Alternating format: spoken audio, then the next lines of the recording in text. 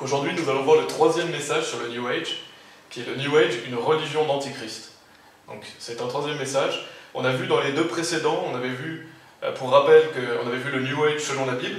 Donc qu'est-ce que le New Age? Ses origines et les fausses promesses mensongères que donne le Nouvel Âge par rapport aux vraies promesses de la Bible. Ça c'était le premier message. Le deuxième message, c'était que le New Age est un piège du diable. Donc le New Age est un piège du diable, et le diable piège les hommes, il séduit les hommes par le Nouvel Âge, et donc il trompe les hommes. Donc c'est ce qu'on avait vu dans le deuxième message. Aujourd'hui, ce message sera un peu différent, parce que je vais moins parler du Nouvel Âge, j'en ai déjà beaucoup parlé dans les deux premiers. Ça sera plus axé sur qui est Jésus-Christ, et sur l'Antichrist aussi. Donc on va parler de Jésus-Christ, de l'Antichrist, et à travers ça, on va voir vraiment que le New Age est une religion d'Antichrist. Et donc bien sûr, nous allons parler du vrai Jésus, du Jésus biblique, et non pas du Jésus du Nouvel Âge, parce que le Nouvel Âge a son faux Jésus. Il y a beaucoup de religions qui ont leur faux Jésus d'ailleurs. Donc on va vraiment parler du vrai Jésus qui est dans la Bible. Et donc on va voir par contraste l'Antichrist aussi. On va voir que l'Antichrist copie Dieu et copie Jésus-Christ. Donc cette religion du Nouvel Âge, c'est vraiment une religion antichrist, dans le sens où c'est l'homme qui est divinisé. Donc on divinise l'homme, on se fait soi-même Dieu, c'est l'homme qui s'exalte, qui se glorifie lui-même. Et c'est exactement ce que va faire l'Antichrist, il va s'exalter, il va se glorifier lui-même. Et d'ailleurs, dans le Nouvel Âge, on prône le fait que l'homme est Dieu, ou alors que Dieu est en tout, et donc c'est cet esprit d'Antichrist qu'on va voir aujourd'hui. Déjà, il faut vraiment savoir, on l'a déjà mentionné dans les deux précédents, mais que le Nouvel Âge est vraiment une fausse religion qui condamne les gens à l'enfer. Les personnes qui sont dans cette mouvance Nouvel Âge ne sont pas sauvées. Elles croient dans des mensonges, et la finalité justement de ce mouvement Nouvel Âge, c'est la damnation de ses adeptes.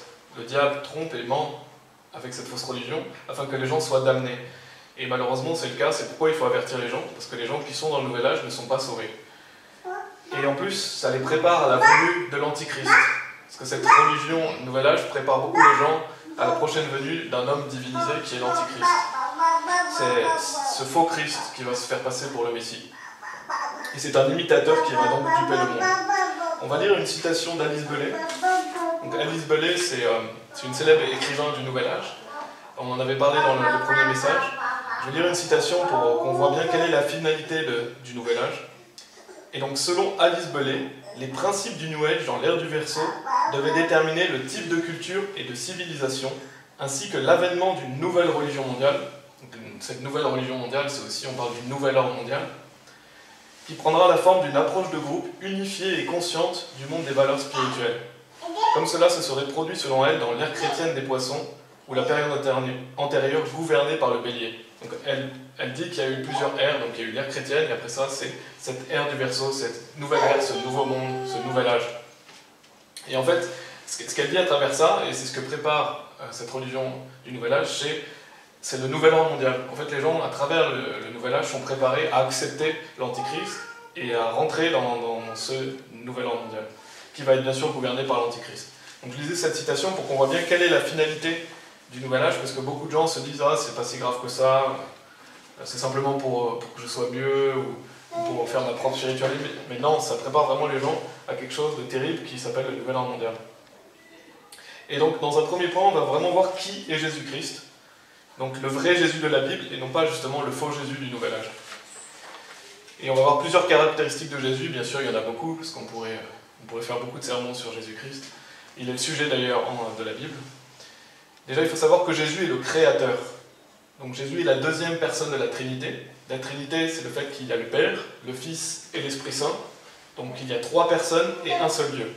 Et si vous voulez bien, on va aller dans Jean chapitre 1. Jean chapitre 1. Pour ceux qui veulent tourner dans Jean chapitre 1.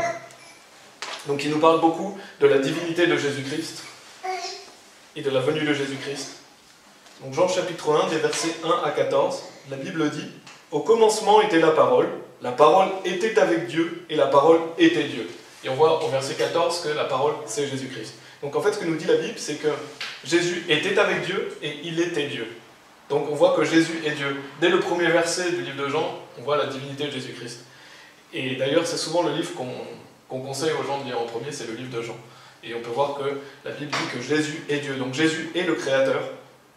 Verset 2, « Elle était au commencement avec Dieu, toutes choses ont été faites par elle, et rien de ce qui a été fait n'a été fait sans elle. » Donc on voit que tout ce que vous voyez a été créé par Jésus-Christ. Donc Jésus-Christ est le Créateur, le Père a utilisé Jésus pour créer toute chose. Donc on voit l'action du Père à travers Jésus-Christ, mais toutes choses ont été créées par Jésus. Jésus est le Créateur. Et au verset 4, en elle était la vie, et la vie était la lumière des hommes. Et la lumière a lui dans les ténèbres, et les ténèbres ne l'ont point reçue. Il y eut un homme appelé Jean, qui fut envoyé de Dieu. Il vint pour être témoin, pour rendre témoignage à la lumière, afin que tous crussent par lui. Et donc on voit que Jésus est la lumière. Il disait qu'il était la lumière du monde. Jésus est la lumière. Verset 8, il n'était pas la lumière, donc en parlant de Jean le Baptiste, mais il était envoyé pour rendre témoignage à la lumière. Et on va reparler de Jean le Baptiste, mais Jean le Baptiste était venu pour tourner les personnes vers Jésus-Christ. Il rendait le témoignage de la lumière. Et c'est ce qu'on doit faire nous aussi aujourd'hui. La véritable lumière qui éclaire tout homme était venue dans le monde. Elle était dans le monde, et le monde a été fait par elle, mais lui, le monde ne l'a pas connu. Il est venu chez les siens, et les siens ne l'ont pas reçu. Mais à tous ceux qui l'ont reçu, il leur a donné le droit d'être faits enfants de Dieu, savoir à ceux qui croient en son nom, qui ne sont point nés du sang, ni de la volonté de la chair, ni de la volonté de l'homme, mais de Dieu. Et la parole a été faite chair, donc on voit encore cette notion de la parole qui a été faite chair, et dans d'autres versets on voit Dieu fut manifesté dans la chair, en sachant que la parole est Jésus-Christ et que Dieu est venu en chair, on voit que Jésus est Dieu. Et la parole a été faite chair et a habité parmi nous, pleine de grâce et de vérité, et nous avons contemplé sa gloire, une gloire comme celle du Fils unique venu du Père. Donc ces versets prouvent clairement que Jésus est Dieu, donc que Jésus est le Créateur. Et c'est important de souligner ça parce que dans le Nouvel Âge, Jésus n'est pas le Créateur. Le Christ, ce qu'on appelle cette énergie christique, c'est une énergie de vie, mais ce n'est pas le Créateur. Et donc on voit vraiment que la Bible dit que Jésus est Dieu. Et d'ailleurs dans Colossiens chapitre 1 aussi, on a mention du fait que Jésus est Dieu. Colossiens chapitre 1, versets 16 et 17, qui nous parle de Jésus, et qui dit « Car c'est en lui qu'ont été créées toutes choses dans les cieux et sur la terre, les visibles et les invisibles, soit les trônes, soit les dominations, soit les principautés, soit les puissances, tout a été créé par lui et pour lui. Il est avant toute chose, et toute chose subsiste par lui. » Ça, c'est vraiment des versets magnifiques qui montrent que tout a été créé par Jésus-Christ, qui est dans les cieux et sur la terre, visible, invisible. Donc Jésus a créé aussi les anges. Jésus a créé toutes choses. Et tout a été créé par lui et pour lui.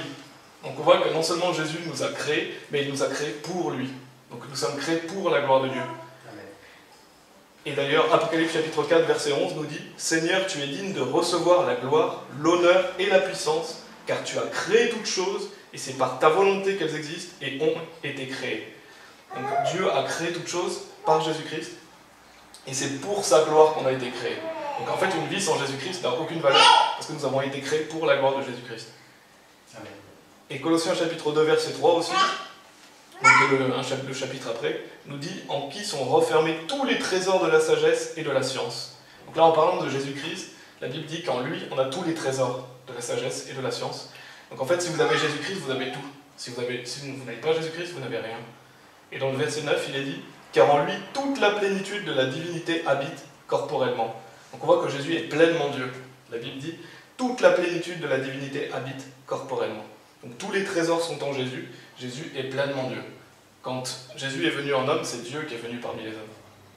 Et ça, c'est vraiment important de le souligner et de l'élever, parce que dans le Nouvel Âge, on renie le fait que Jésus est le Créateur.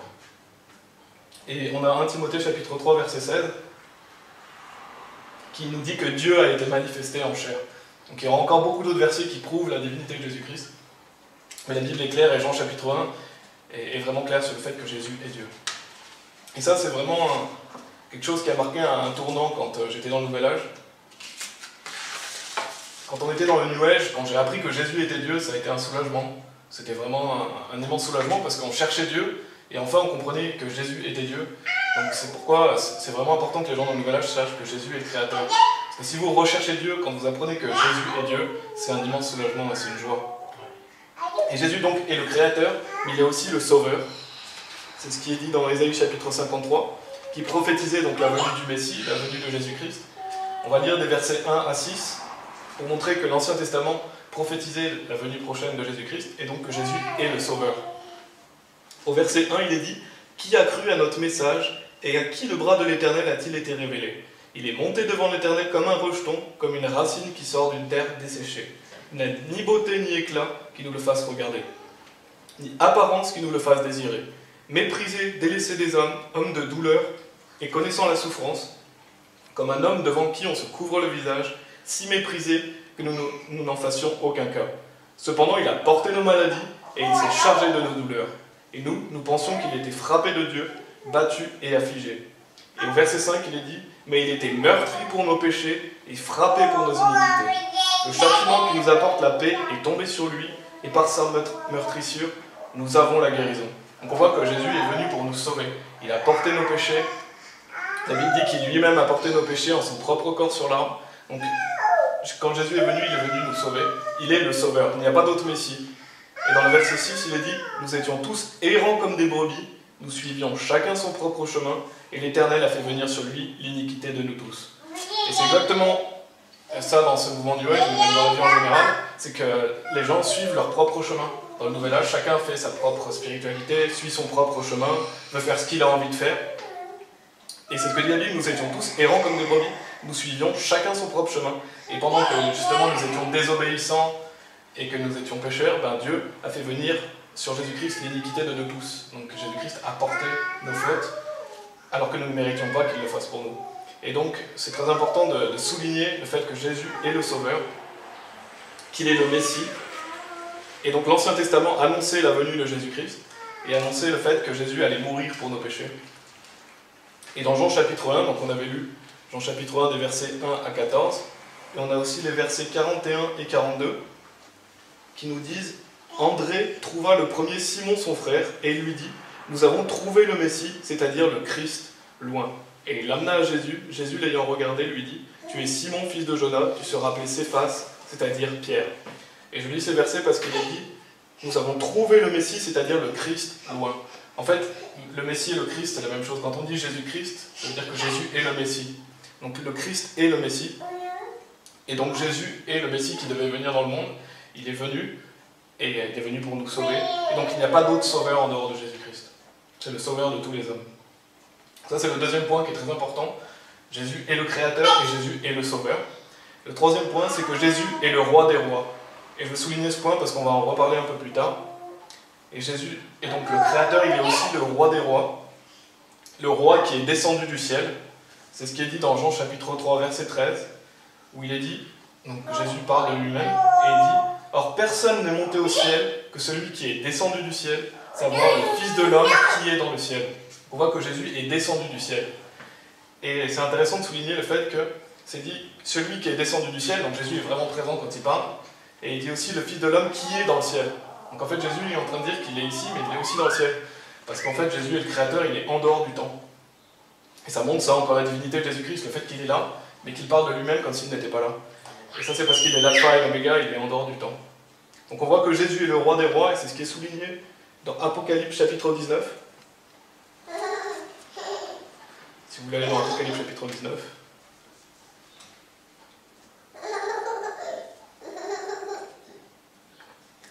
Qui est vraiment un magnifique passage sur le fait que Jésus-Christ va revenir et va établir le millénium.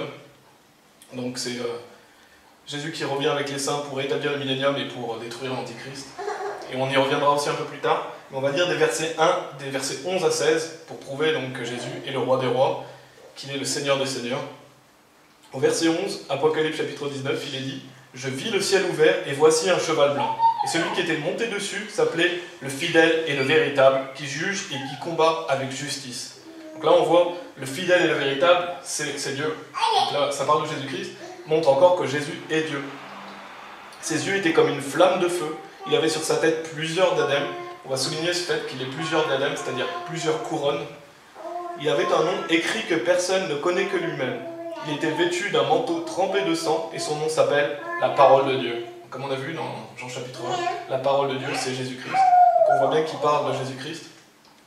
Les armées qui sont dans le ciel, vêtues de fin lin blanc et pur, le suivaient sur des chevaux blancs. Il sortait de sa bouche une épée tranchante pour frapper les nations, car il les gouvernera avec un sceptre de fer, et il foulera la cuve du vin de la colère et de l'indignation du Dieu Tout-Puissant.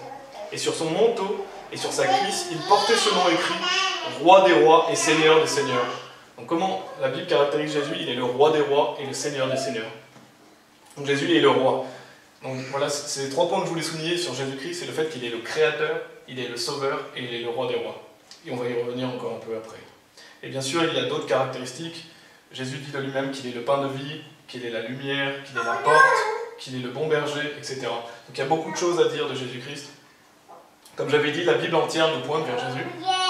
D'ailleurs, c'est ce qui est dit dans Actes chapitre 10, verset 43, où il est dit « Tous les prophètes rendent de lui ce témoignage que quiconque croit en lui reçoit la rémission des péchés par son nom. » Donc là, il y a un rappel de l'Évangile, le fait que si vous croyez en Jésus-Christ, vous êtes sauvés.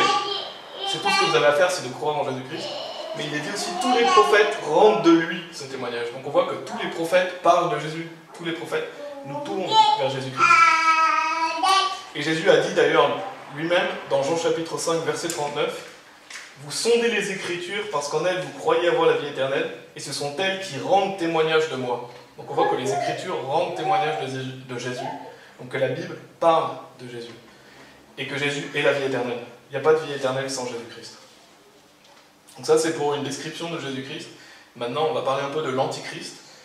Donc l'Antichrist, c'est celui qui va venir à la fin des temps et qui va se glorifier lui-même, qui va se faire lui-même Dieu, et va donc être mis en place par le diable. Et la Bible l'appelle le fils de perdition. Donc c'est le fils du péché, le fils de perdition.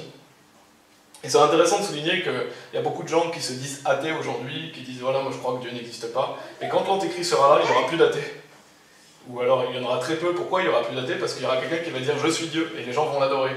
Donc en fait, l'athéisme, c'est un objet du diable. Le diable se sert de l'athéisme aujourd'hui pour condamner les gens, mais à la fin des temps, cette doctrine sera balayée parce qu'il y aura quelqu'un qui va dire je suis Dieu, et les gens vont l'adorer. Et donc il n'y aura presque plus d'athées en fait. Donc on voit que l'athéisme c'est de la folie.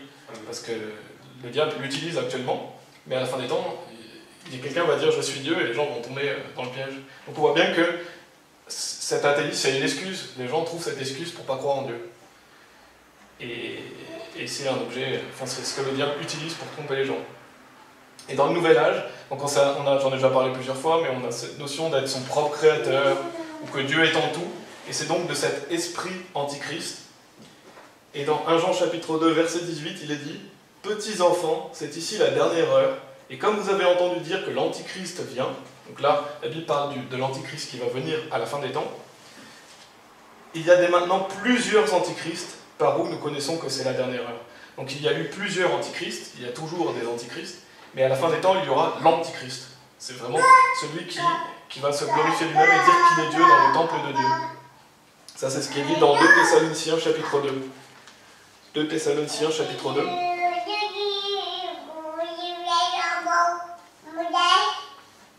Qui nous parle de l'Antichrist à venir, des versets 1 à 4, où il est dit « Pour ceux qui regardent l'avènement de notre Seigneur Jésus-Christ et notre réunion avec lui, nous vous prions, frères, de ne pas vous laisser ébranler facilement dans vos pensées, et de ne pas vous laisser troubler par quelque inspiration ou par quelques paroles, ou quelques lettres qu'on dirait venir de nous, comme si le jour de Christ était proche.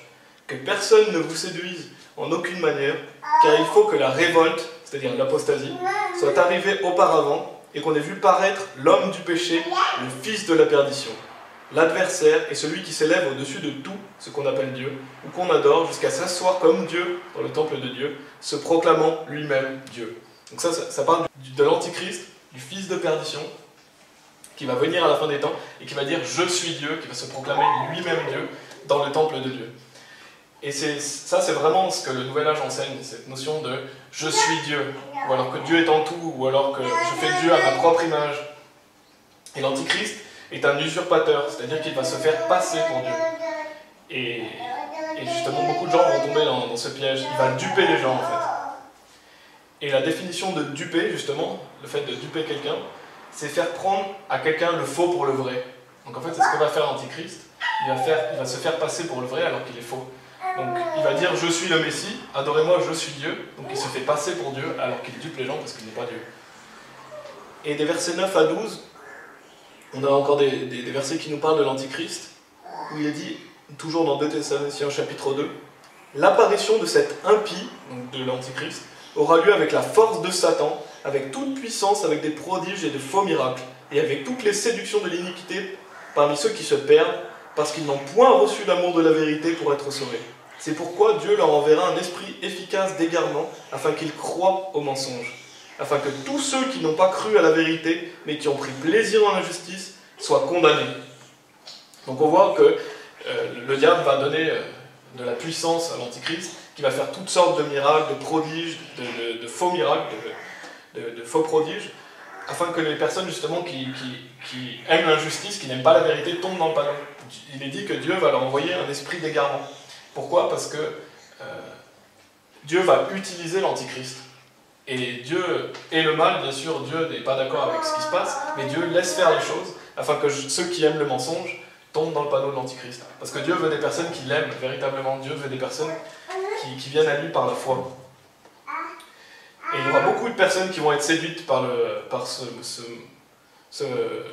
l'Antichrist, par ses mensonges, par cette injustice, malheureusement, parce qu'on voit beaucoup de gens déjà aujourd'hui, et dans toutes les générations c'était pareil, qui refusent la vérité et qui prennent plaisir dans l'injustice et dans le mensonge. Donc beaucoup de gens vont tomber dans le piège de l'Antichrist. Et comme j'avais dit, Dieu est le mal, et Dieu n'est pas responsable de ça, mais Dieu laisse faire pour un temps. Et c'est pourquoi l'Antichrist va venir et va se proclamer lui-même Dieu, et va apporter le nouvel ordre mondial. Et cette notion de nouvel ordre mondial, ça prend trois caractéristiques principales. C'est le nouveau gouvernement mondial, donc l'Antichrist qui sera au pouvoir, mais aussi la nouvelle religion mondiale, donc l'Antichrist qui sera adoré comme Dieu. Et il y aura une seule économie, un seul système financier mondial par la marque de la bête. Et donc ce nouvel ordre mondial, beaucoup de personnes dans le nouvel âge attendent ce qu'on appelle la nouvelle terre, j'en ai déjà parlé. Et ben c'est ce qu'ils attendent, en fait, ce qu'ils vont avoir, c'est ce nouvel ordre mondial, malheureusement. Beaucoup de gens attendent une nouvelle terre, une terre de paix, etc. Et l'Antichrist va venir avec son nouvel ordre mondial et les gens vont tomber dans le panneau du nouvel ordre mondial. Donc ça c'est l'Antichrist, c'est une brève description de l'Antichrist et de ses desseins et de ses projets. Maintenant on va voir le contraste entre Jésus et l'Antichrist. Et on va voir justement que l'Antichrist, et derrière cela le diable, parce que derrière l'Antichrist bien sûr il y a le diable, et ben, il imite Dieu et il trompe les hommes. On va voir que vraiment l'Antichrist utilise ce que Dieu fait, il trompe les gens et il utilise et imite Dieu. Il utilise ce que Dieu fait et il le pervertit. Voilà, et bien sûr, l'Antichrist n'a aucune chance face à Dieu. L'Antichrist sera détruit quand Dieu le voudra, mais Dieu va laisser faire pour accomplir son plan. Et comme j'ai dit, Dieu n'est pas responsable de ça. Dieu est le mal, il est parfait. Donc ce n'est pas de la faute de Dieu, Dieu laisse faire simplement parce que c'est ce qui doit arriver, parce que les hommes prennent plaisir dans l'injustice et dans le mensonge. Et donc on va voir plusieurs caractéristiques, donc certaines qu'on a vues de Jésus-Christ, et voir qu'est-ce que fait l'Antichrist justement en imitant Dieu et en pervertissant la vérité. Donc on l'a souligné, mais Jésus est le roi. Donc on a vu Jésus est le roi des rois et le seigneur des seigneurs. Et bien l'Antichrist va se proclamer lui-même roi aussi. Parce que quand il va dire « je suis Dieu », il va se mettre au pouvoir. Et bien sûr ce sera pour un temps. Mais il va se proclamer roi. Donc Jésus est le roi des rois, l'Antichrist va imiter Dieu en disant « c'est moi le roi ». Et donc il pervertit la vérité. C'est ce qui est dit dans Apocalypse chapitre 13.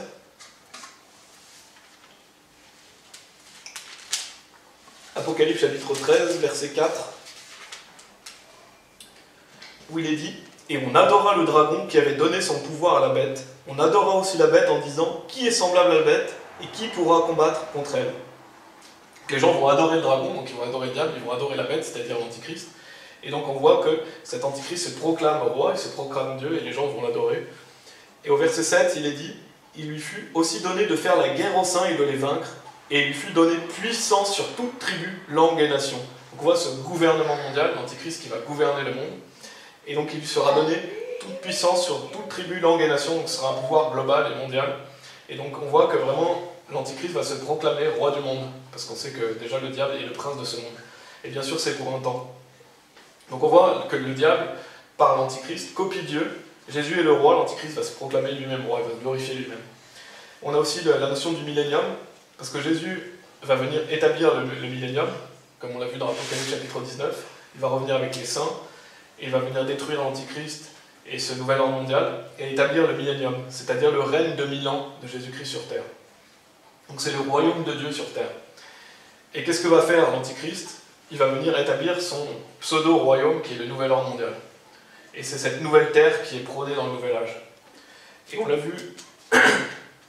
vu déjà dans Apocalypse chapitre 13 verset 7, que le diable, donc l'Antichrist, aura puissance sur toute tribu, langue et nation. Et au verset 8, il est dit « Et tous ceux qui habitent sur la terre l'adoreront, ceux dont les noms ne sont pas écrits dans le livre de vie de l'agneau, qui a été immolé dès la création du monde. » Donc on voit que les gens vont adorer l'Antichrist, et donc vont prendre part à ce nouvel ordre mondial. Et donc, on a Jésus qui vient établir le millénium. Qu'est-ce que vient faire l'Antichrist? Il vient établir son faux royaume, le royaume du diable sur terre, c'est-à-dire le nouvel ordre mondial. Donc on voit qu'il imite encore Dieu. Il veut essayer de faire son propre royaume. Il y a d'autres points aussi. Le fait que quand Jésus va venir établir son royaume, donc le millénium, quand Jésus revient dans Apocalypse chapitre 19, au verset 11, vous avez mentionné le fait que... De retenir cela, c'est dans le verset 12, pardon. Donc en parlant de Jésus, ses yeux étaient comme une flamme de feu, il avait sur sa tête plusieurs diadèmes, c'est-à-dire plusieurs couronnes. Il avait un nom écrit que personne ne connaît que lui-même. Donc on voit que Jésus revient avec plusieurs couronnes sur la tête, et au verset précédent, il est dit « Et voici un cheval blanc ». Donc Jésus est sur un cheval blanc, il revient avec plusieurs couronnes. Et qu'est-ce que va faire l'Antichrist dans Apocalypse chapitre 6 ? Au verset 2, il est dit « Or je regardais, et voici un cheval blanc, et celui qui était monté dessus avait un arc, et on lui donna une couronne, et il partit en vainqueur, et pour remporter la victoire. » Donc cette vision de gens qui voient l'Antichrist sur un cheval blanc, avec une couronne, donc on lui a donné une couronne. Et donc c'est les hommes qui vont donner l'autorité à l'Antichrist, le diable aussi. Donc on voit que l'Antichrist copie encore Dieu, il vient comment? Sur un cheval blanc avec une couronne. Jésus il revient comment? Sur un cheval blanc mais avec des couronnes. Et donc on voit encore une fois que le diable imite Dieu. Et il est dit, il vient pour conquérir, parce qu'il vient en vainqueur pour remporter la victoire, parce qu'il vient pour établir son nouvel ordre mondial. Il y a aussi dans l'Ancien Testament, dans Ézéchiel chapitre 9 verset 4, donc ça c'est un quatrième point.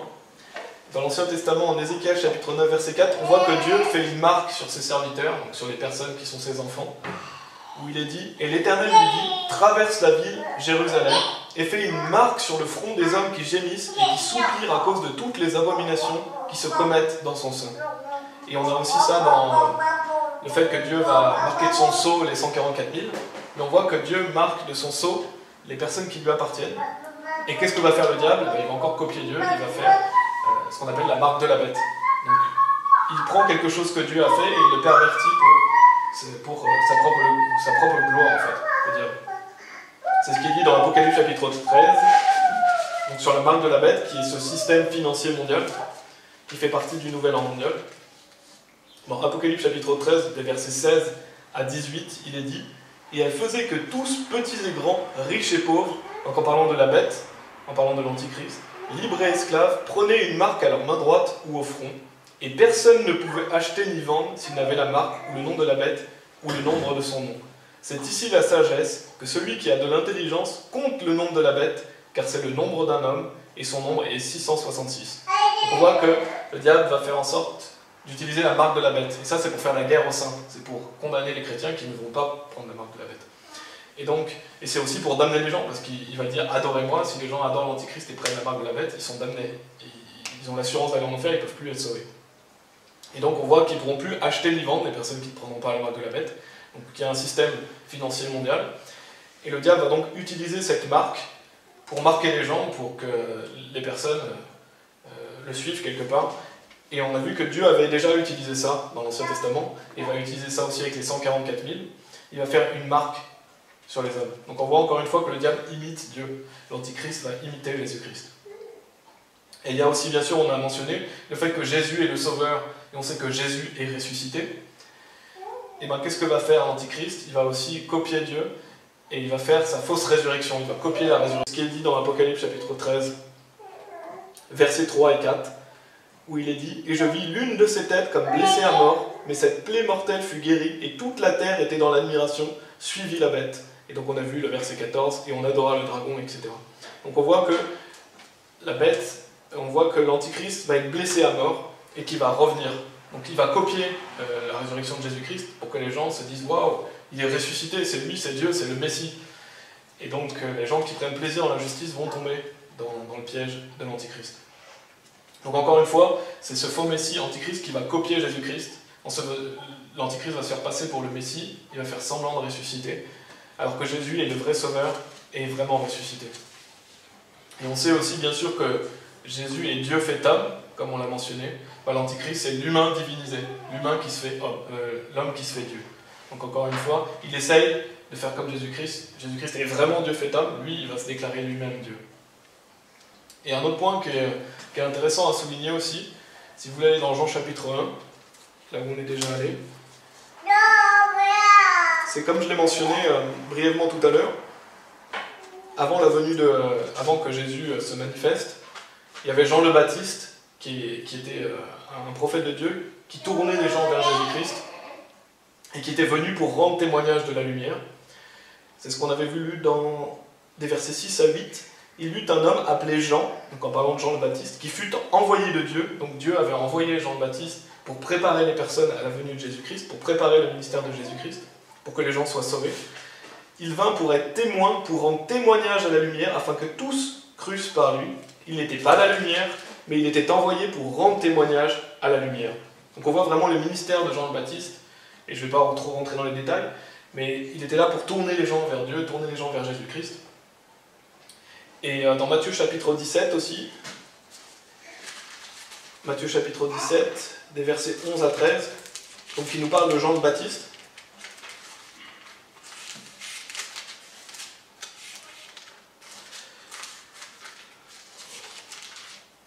Matthieu chapitre 17, versets 11 à 13, qui nous dit « Et Jésus leur répondit, il est vrai qu'Élie devait venir premièrement et rétablir toutes choses. Mais je vous dis qu'Élie est déjà venu, et ils n'ont point reconnu, mais ils ont fait tout ce qu'ils ont voulu. C'est ainsi qu'ils feront aussi souffrir le Fils de l'homme. » Alors les disciples comprirent que c'était de Jean le Baptiste qui leur avait parlé.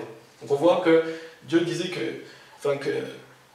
les pharisiens disaient qu'Élie devait venir, et donc c'était une prophétie, et en fait c'était Jean le Baptiste, parce que Jean le Baptiste avait cet esprit d'Élie, et donc c'est intéressant de souligner que Jésus dit, alors les disciples comprirent que c'était de Jean le Baptiste qui leur avait parlé. Donc on voit que Jésus-Christ disait qu'Élie était déjà venu en parlant de Jean le Baptiste. Et je souligne ça, donc Jean le Baptiste et Élie, parce qu'en fait, à la fin des temps, il y aura aussi un faux prophète. Il y aura un faux prophète qui va tourner les gens vers l'Antichrist. Donc en fait, le diable va utiliser ce que Dieu faisait par Jean le Baptiste, et par cet esprit d'Élie, il va l'utiliser aussi pour l'Antichrist en fait. Il y aura ce faux prophète qui sera là pour tourner les gens vers le diable, comme Jean le Baptiste tournait les gens vers Dieu. C'est ce qu'il dit dans Apocalypse chapitre 13. Et bien sûr, on fait qu'un survol, hein, si vous voulez, vous pourrez relire ces passages, parce que je vais rapidement dans beaucoup de passages. Apocalypse chapitre 13, versets 12 à 14. Elle exerçait toute la puissance de la première bête en sa présence, donc en parlant du faux prophète, et elle faisait que la terre et ses habitants adoraient la première bête, dont la plaie mortelle avait été guérie. Et elle opérait de grands prodiges, même jusqu'à faire descendre du feu du ciel sur la terre à la vue des hommes. Et elle séduisait les habitants de la terre par les prodiges qui lui étaient donnés d'opérer en présence de la bête, disant aux habitants de la terre de dresser une image à la bête, qui après avoir reçu le coup mortel de l'épée, était encore en vie. Donc on voit que ce faux prophète va faire des prodiges, même jusqu'à faire descendre du feu du ciel. Et qu'est-ce qu'avait fait Élie dans l'Ancien Testament? Il avait fait descendre du feu du ciel. Je trouve ça intéressant de noter que, encore une fois, le diable a copié Dieu. Le diable ne fait que copier Dieu et de pervertir la vérité. Et bien sûr, en dernier point, on sait que tout genou fléchira devant Jésus-Christ, et l'Antichrist va faire en sorte que toute personne va l'adorer. Donc il va vouloir que toute personne l'adore. Les chrétiens ne vont pas le faire, ils vont être mis à mort. Et certaines autres personnes ne vont pas le faire, mais beaucoup de gens vont tomber justement et vont prendre cette marque de la bête. Donc on voit encore une fois que l'Antichrist va copier Jésus-Christ. Et bien sûr, à la fin, gloire à Dieu, l'Antichrist va être détruit par Jésus. C'est ce qui est dit dans Apocalypse chapitre 19, versets 20 et 21. Donc on voit que l'Antichrist, le faux prophète vont être jetés en enfer, où il est dit « Mais la bête fut prise, et avec elle le faux prophète, qui devant elle avait fait des prodiges par lesquels il avait séduit ceux qui avaient pris la marque de la bête, et qui avaient adoré son image. Tous deux furent jetés vifs dans l'étang du feu brûlant, dans le soufre, et tout le reste fut tué par l'épée, etc. » Donc on voit que l'Antichrist, le faux prophète vont être jetés en enfer. Et dans 2 Thessaloniciens chapitre 2, on voit que la brillance de la venue de Jésus-Christ va détruire l'Antichrist par l'épée qui sort de sa bouche. Donc l'Antichrist n'a aucune chance face à Jésus. Dieu laisse faire cela pour un temps, mais l'Antichrist n'a aucune chance. Donc en fait, pour conclure ce message, il n'y a pas de position neutre, parce que des personnes pourraient dire « Ah, moi je ne veux pas prendre position ». Non, soit vous êtes du côté de Dieu, soit vous êtes du côté du diable. Et à la fin des temps, soit vous êtes donc sauvés et donc vous allez ne pas prendre la marque de la bête, soit vous allez être du côté du diable en prenant la marque de la bête. Après, il y aura quelques personnes qui vont sûrement passer à travers ça, parce qu'on voit qu'il y aura des hommes pendant le millénium, des personnes non sauvées. Mais la plupart des gens vont se ranger du côté du diable. Et dans notre vie, c'est pareil, il n'y a que deux choix en fait, il n'y a pas de neutre. Moi, je ne veux pas faire de décision. Non, soit vous êtes du côté de Dieu, soit vous êtes du côté du diable. Et à la fin des temps, ce sera pareil. Et Jésus est venu justement pour exposer l'obscurité, parce qu'il est la lumière, il est venu pour éclairer les hommes. Et la Bible dit la vérité, c'est la parole de Dieu, donc le vrai Jésus se trouve dans la Bible. Et ce nouvel âge, qui est une religion d'antichrist, prône ce qu'est le diable, c'est-à-dire l'homme qui se fait Dieu. Donc arrêtez de croire dans cette fausse religion, justement, et croyez dans ce que dit la Bible, arrêtez de croire dans des mensonges, parce que le vrai repos, la vérité, le trésor de la vie est en Jésus. On ne se trouve pas dans cette fausse religion antichrist du Nouvel Âge. Et on a vu plusieurs points, et je veux finir sur cela. Et qui est très important à souligner, c'est que Jésus est le Créateur, il est le Sauveur, il est le Roi des Rois. En Jésus, vous avez toutes choses, alors que dans cette religion du Nouvel Âge, vous vous glorifiez vous-même, vous vous glorifiez en tant que Dieu vous-même, ou que Dieu est en vous, etc., ou tous ces mensonges, au lieu de glorifier Dieu et de vous tourner vers le Créateur. Parce qu'on ne crée pas Dieu à son image, Dieu existe déjà en fait. Et Dieu est dans la Bible. La Bible nous a été donnée justement pour décrire Dieu et pour nous tourner vers Dieu, alors qu'on trouve toutes sortes de folies et de promesses mensongères dans le Nouvel Âge. Donc j'espère que ces 3 messages vous auront aidé à ouvrir les yeux sur le fait que le Nouvel Âge est très dangereux, on a vu beaucoup de points. Et je vous invite à voir les 2 premiers messages si vous n'avez pas vu, et à voir que le New Age est une tromperie qui va justement aboutir sur ce nouvel ordre mondial. Enfin, on ne sait pas quand le nouvel ordre mondial va venir, mais c'est dans cet esprit antichrist du nouvel ordre mondial, cet esprit antichrist de l'homme divin. Et on retrouve ça dans beaucoup de choses, dans l'humanisme, on retrouve ça dans beaucoup de fausses religions, cette notion de l'homme qui se fait Dieu. Et ce nouvel âge fait partie de ces pièges du diable. Voilà, que Dieu soit loué. Merci.